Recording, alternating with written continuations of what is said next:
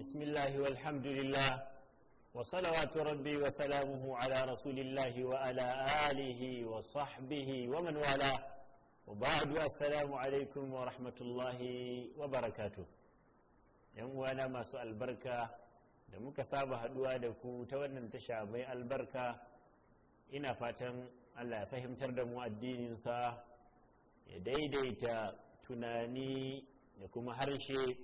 mu yi tunanin mai kyau, mu faɗi mai kyau. Ya Allah ka sanya mu daga cikin bayinka da suke aiki da shari'ar da ka saukar da ita ga manzonka Muhammad sallallahu alaihi wa alihi wa sahbihi wa sallam. yan uwana, tun daga darussanmu da yawa a baya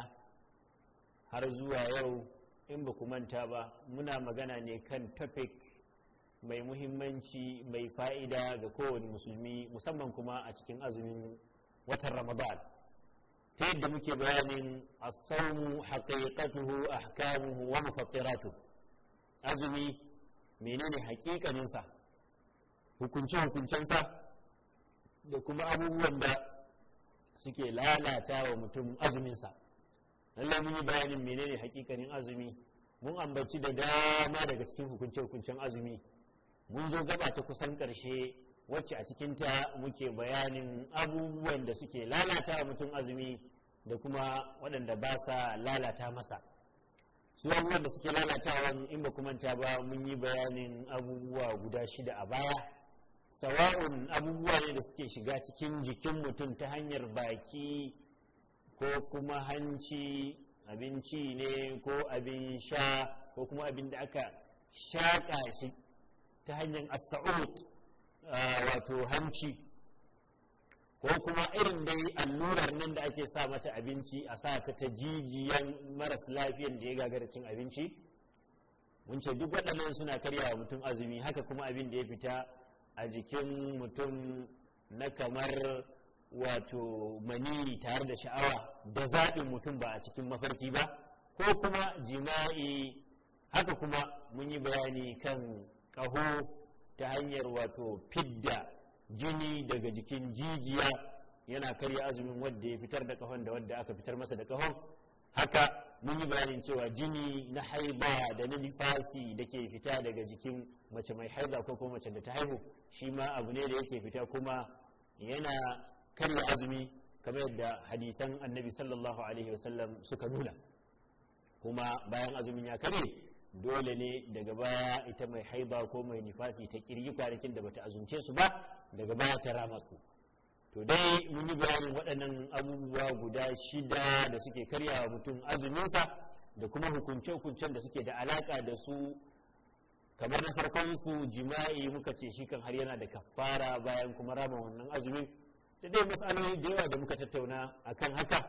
Da yanzu abin da ya rage mana, kamar yadda muka alkawarta, muna da matsaloli guda 3 ne a gabanmu. Ta farko daga cikin su ita ce at-taqayyu amdan. Abin da ake kiransa at-taqayyu shine fitar da qai'u ko qai'u. At-taqayyu amdan, fitar da amai daga ciki da gangan. Menene fitar da amai? ikhraju ma fil ma'idati min ta'amin aw sharabin an tariq al-fam. Mutum ya fitar da abin da ke cikin makoshinsa, yake cikin tumbinsa, na abinci ne ko na abin sha, ta hanyar baki. Inda mutum ya yi ƙoƙarin fitar da shi ta hanyar baki, sai a ce ya yi amai kenan. To menene ya sa yin amai da gangan ko kuma jawo amai ya karya azumi? Yayin da in kuma amai ɗin ne da kansa ya zo wa mutum da kansa ba tare da ya jawo shi ba, bai yi tasabbubi ba, hannunsa ciki, to nan kuma azuminsa bai karye ba. Me dalili kan haka? li qaulin nabi sallallahu alaihi wa sallam, man zara'ahu al-qai'u falaysa alaihi qada wa man istaqa'a 'amdan falyaqdi. Annabi sallallahu alaihi wasallam yake cewa wadda amai ya rinjaye shi, kaga wannan mutum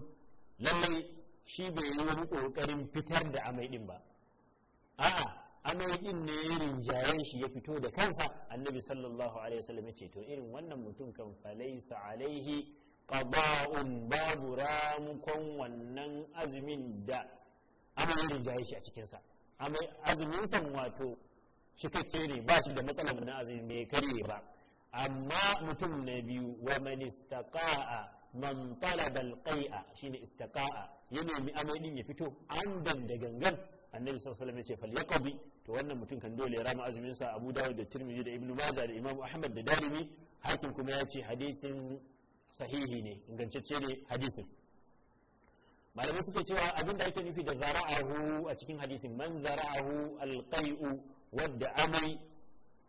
zara'ahu shine zalabahu, irin jaye shi. Suka kara da cewa wa yuftiru idza ta'ammada alqai'a bil fi'l, idan mutum yayi gangancin aikata wani aikin da zai fitar masa da amai, wani aiki yayi don amai ya fito, to wannan azumin sa ya lalace, kamar ka asiri batnihi, kamar ya ta tatsa cikinsa, ya ta matsawa har abin da ke cikin nasa ya tumbatsa ya fito haka ta bakinsa, sai ya zama ya yi aikin tunkudu abin da ke cikinsa da hannunsa kenan. aw ghamzi halqihi, ko kuma ya ta abin din makogaransa, ya ta tsaburan makogaransa, ya taɓa makogaransa, ya ta turo abin da ta hanyar taɓa makogaro sai abin ya fito, shi ma wannan sai a ce ya yi aiki. Au bi shammi, ko kuma a yi ta shakar wani abu wadda da ƙarshe da zai sa abin da ke cikinsa ya yi amai ɗin, mithlu an yashumma shay'an li yaqi'a bihi, ya yi ta shakar wani abu mai kamshi ko mai wari, daga ƙarshe sai ya kasa abin da ke cikinsa ya kasa zama a cikinsa ya yi amai, sai mu ce wannan shi ma da hannunsa cikin amai da ya fito tare da shi. Au bin nazar, ko kuma ya sa wani abin da yawan kallonsa zai sa ya yi amai, ka an yata ammadin nazar ila shay'in yaqi'a bihi fa yuftir bi dhalika kullihi, da waɗannan sifofin gaba ɗaya sai mu ce wannan mutumin istaqa'a shine yana nemi fitowan amai din.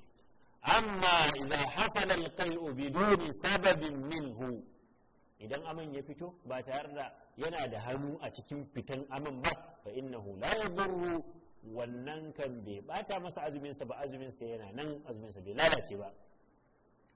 To wannan kenan. sai wata mas'ala, idan rajat ma'idatuhu lam yalzamhu man alqai lianna zalika yadurru, wani lokaci shi aman ne zai nuna zai fito, wani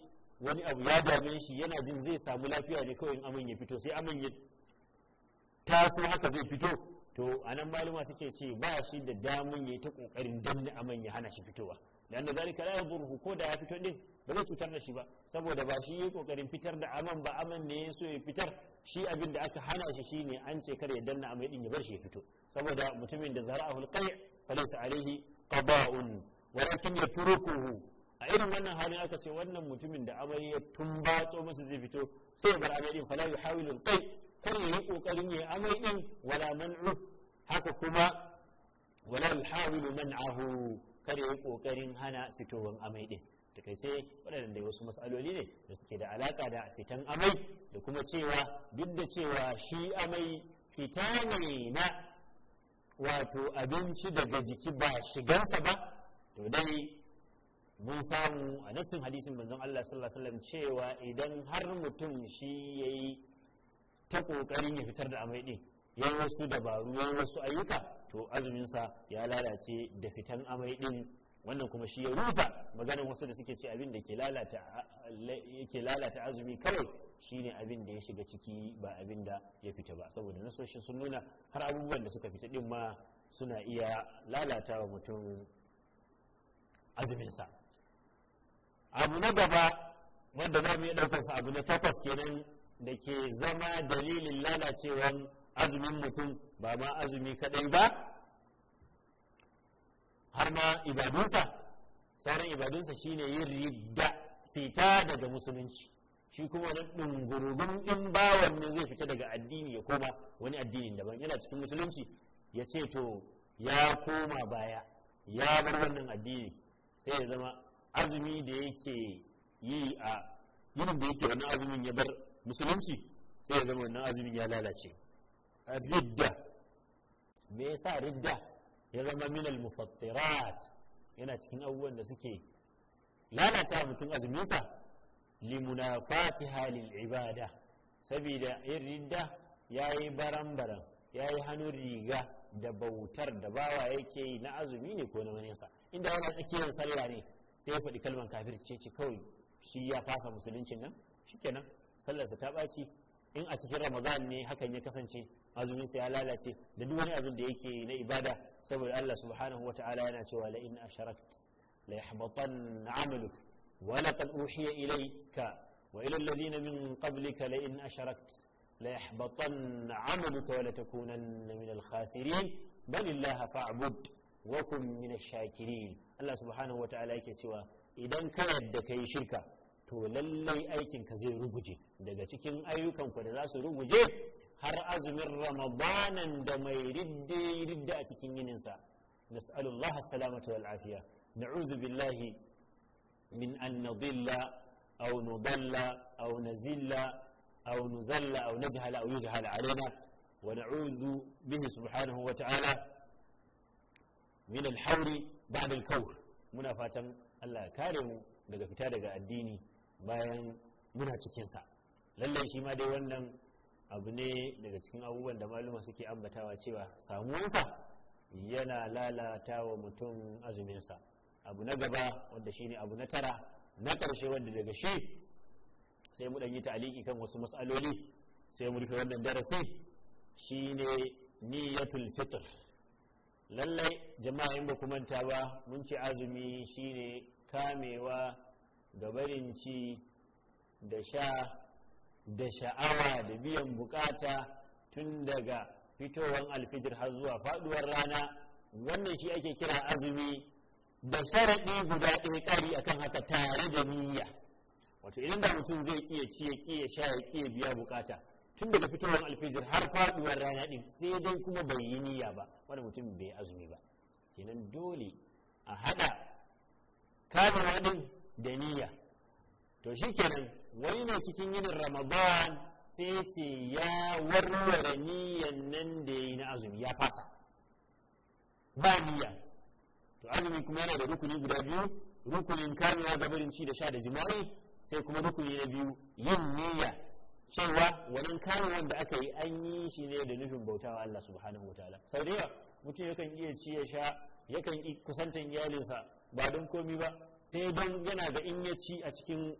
takaitaccen lokaci awa 12 nan la'alla zai iya zama masa dalilin wata cuta, sai hana wa kansa ci na wannan aure, sai zama ba shi da ladan azumi.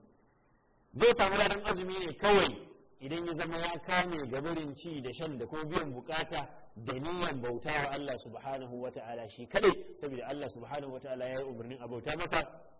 da ibadar azumi. Allah ya yi umarni da bauta masa da ibadar azumi. Don haka faman nawal fitr, don mutumin da a cikin yinin ramadan kawai niyan ya sha ruwa qabla waqtil iftari, cewa illa asar tai kawai shi azumin sa ya warware, sallar la'asar bayan kuma sai rana ta faɗi ne ake shan ruwa, kafin dai wato lokacin da ake buɗe baki wa huwa sa'im, wannan mutum kuma alhali yana azumi ba qala sawmu, azumin sa ya ruguje. Wa illa yatanawal muftiran, ko da ko bai dauki dibino ko wani abu da ake ci ko a sha a karya azumi da shi ba, bai ci komai ba, sai dai niyyar da yayi shikenan ya lalata masa azumi. Fa inna niyyata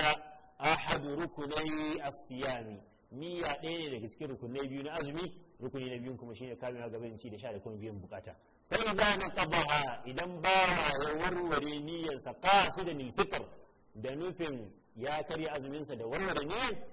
wa muta'ammidan lahu, kuma ya haka da gangan, in taqada siyamuhu, azumin sa ya warware. Kenan dole sai an yi niyya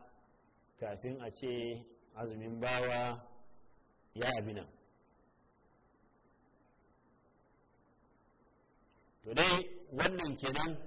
wata mas'ala wadda da ita ya kamata mu rufe wannan darasin, da fatan Allah ya fahimtar da mu addini, Allah ya mana jagora. Shine mun ambaci abubuwa kamar tara, kama daga jima'i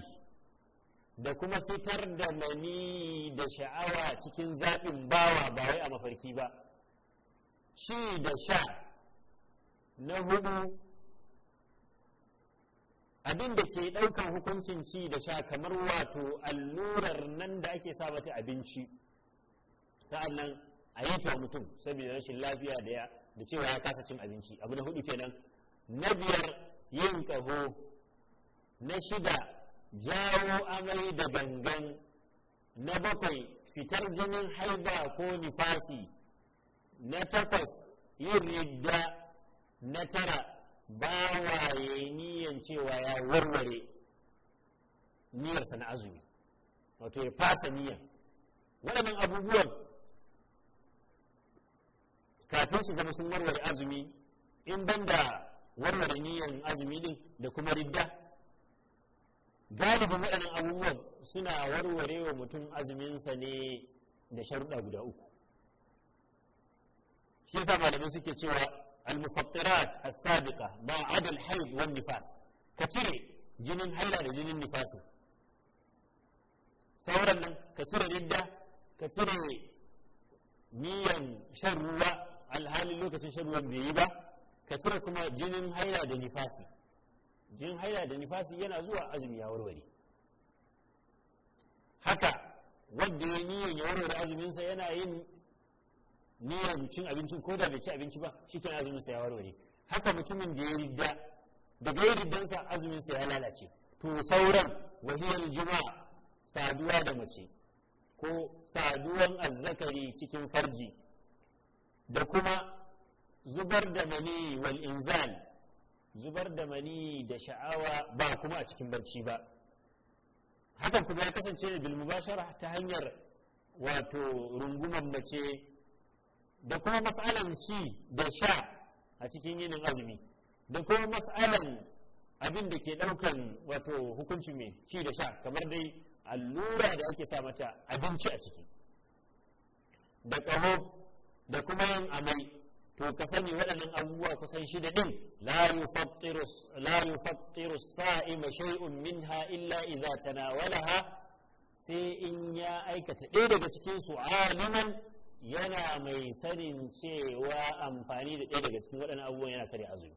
Mutum ya hakan da ilimi. Yanzu jahilin da ke cikin jeji yake cikin ƙauye wanda bai san cewa cin abinci ko shan abin sha na warware azumi ba sai ya ci ko ya sha da rana, jahili ne bai sani ba. Ka same shi yana cika tambaye sai ya ce ai shi an ce masa azumi, ya ɗauka azumin dai kawai kai niyya zuciya tun daga asuba zuwa dare shikenan kai azumi, ka ci abinci ka kuma ka sha abin shanka. In ka kama ka yi ƙaho ko kuma ka yi jawo amai ko kuma in ta kama ya yi ma jima'i ko kuma ya yi inzali, shi duk ya ɗauka da na'amu ba sa lalata azumi, ya zama ne jahili ne ba shi da ilimi. To wannan mutumin inda jahilci ya yi azuminsa bai warware ba. Haka kafin azumin ya warware sai ya zama zakiran, lokacin da ya yana sane da cewa yana amfani da abin da zai warware masa azumi ne. Inda zai yi nasiyan ghairu zakir da mantuwa, ya ɗauka ba azumi yake ba kawai sai ya kwanta da matarsa, ya manta ta manta shi kenan. Ya ɗauka ba azumi yake ba sai ya shafi matarsa sai mani ya fito. Ya ɗauka ba azumi yake ba sai ya ƙaho, sai ya jawo amai, sai ya ci, sai ya sha. A takaice in aka yi da mantuwa shi ma baya lalata azumi. Wanda ke lalata azumi kawai shine nau'in da aka yi shi zakiran. Sa'annan muhtaran sharadi na uku, dole ya zama wanda ya aikata ɗaya daga cikin waɗannan abubuwa kusan shida ba tilasta masa aka yi ba. Idan da wani zai ɗauki wuka ko bindiga ya tsaya a kansa ya ce ko ka ci abinci a yinin Ramadan ko ka bakunci lahira, sai ya fahimci zai kashe shi ne da gaske sai ya ci abinci, azuminsa bai lalace ba. Ko kuma ya sa ya yi jima'i da matarsa a yinin Ramadan, a takaice in dai tilasta masa aka yi, shi ma wannan mutumin azuminsa bai warware ba. A takaice waɗannan abubuwa guda shida na ambata kafin su lalata azumin su suka sharuɗa guda shida nan, sharuɗa guda uku.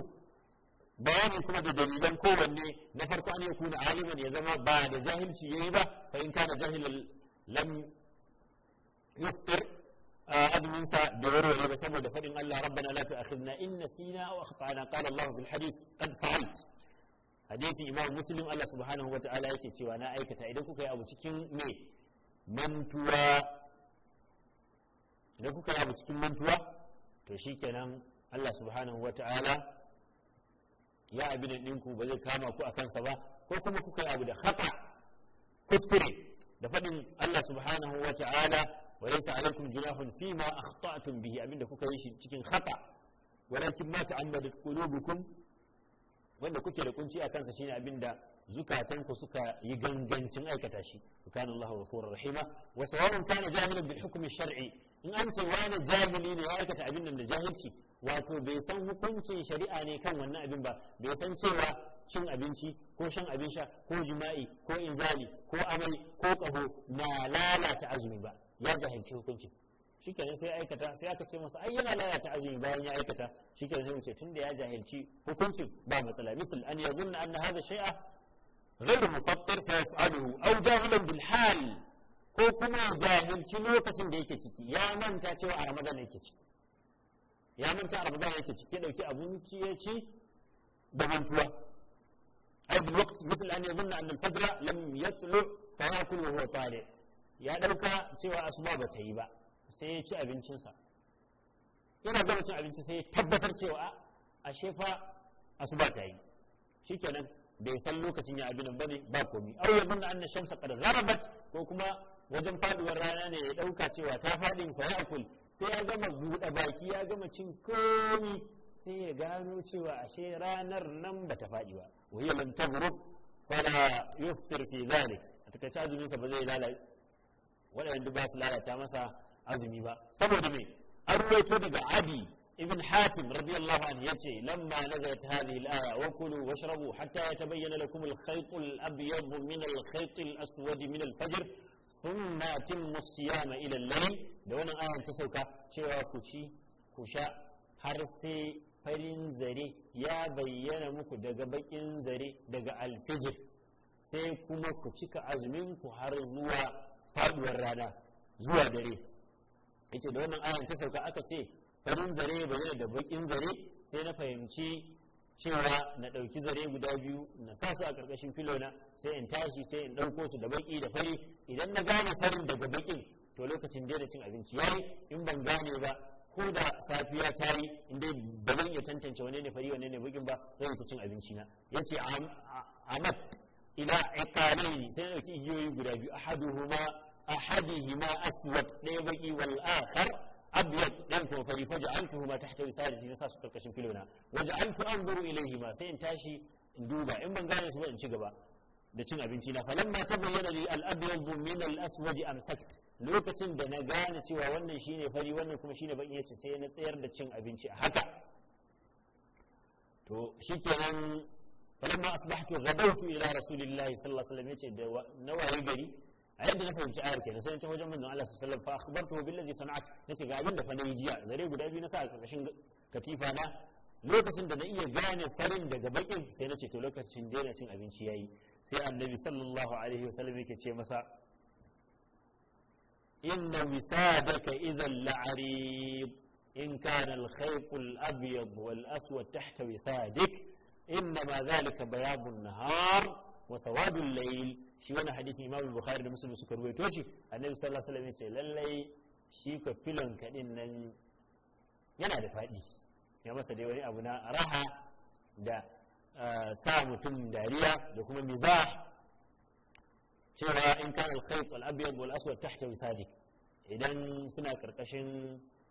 wato abin in naka karkashin filon naka to lalle filon ka yana da fadi da bakin zare da fari duka sa su karkashin filon. sai ya ce to ai abin da ake nufi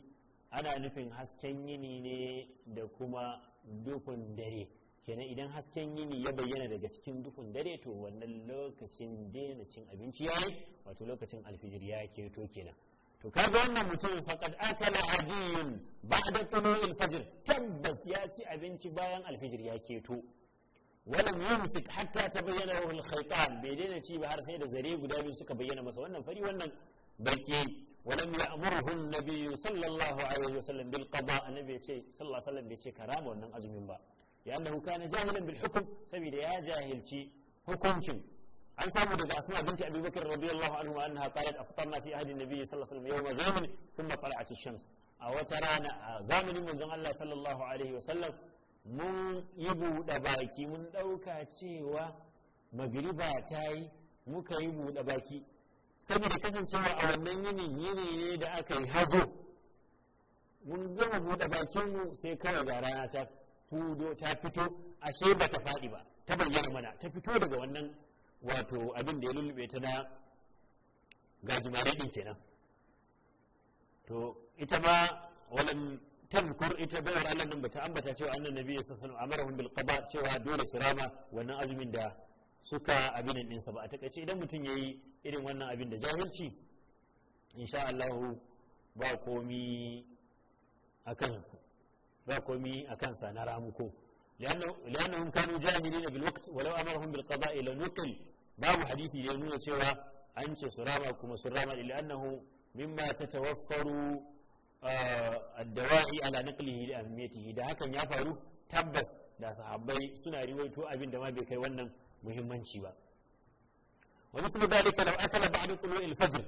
يظن أن الفجر لم يطلع mutum ne a zatansa cewa alfijir bai keto ba sai ta cin abinci fata bayyana lahu ba'da zalik annahu qad tala fa siyamuhu sahihun wa la qada alayh li'annahu kana jahilan bil waqt a takaice batun jahilcin nan dole sai ya sai ya zama yana da ilimi dangane da cewa abin da ya ci din abu ne mai karya azumi kuma ya ci a lokacin da ba a so a ci ba lokacin da yake halacci a yi amfani da shi ba shar'i na biyu kuma muka ce dole ya zama ba mantuwa yayi ba wannan kuma saboda hadisin annabi sallallahu alaihi wasallam man nasiya wa huwa sa'im fa akala aw shariba falyutimma sawmahu fa inna ma at'amahu Allah wa saqa a wata riwaya kace fala qada'a alaihi wala kaffara tunda da mantuwa yayi ba matsala a kansa na uku kuma aka ce dole ya zama mutum muhtar da zabin sa yayi wannan aikin inda tilasta masa aka yi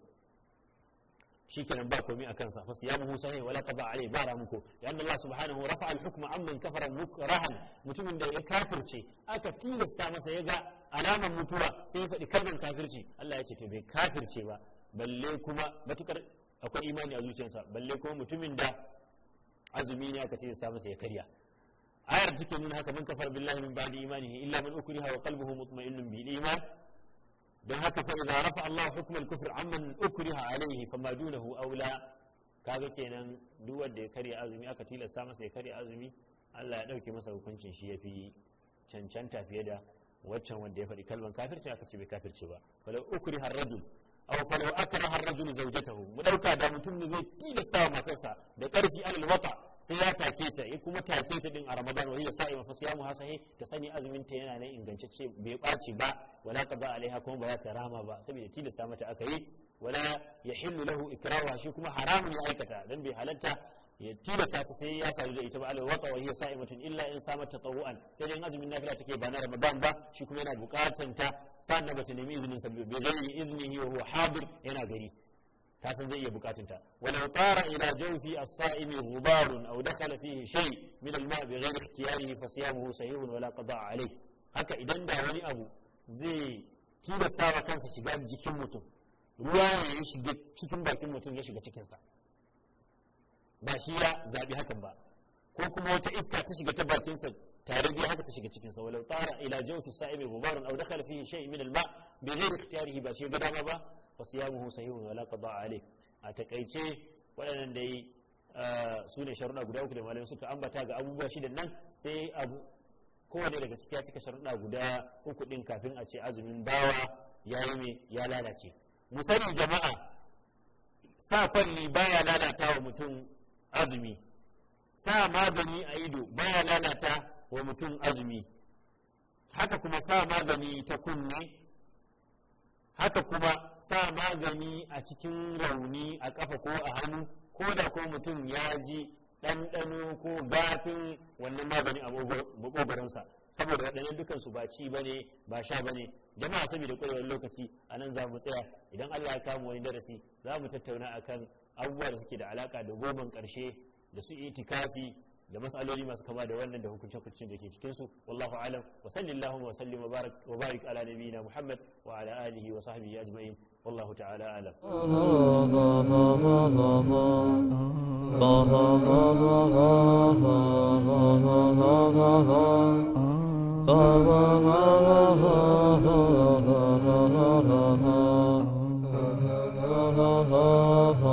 ha ha ha ha ha ha ha ha ha ha.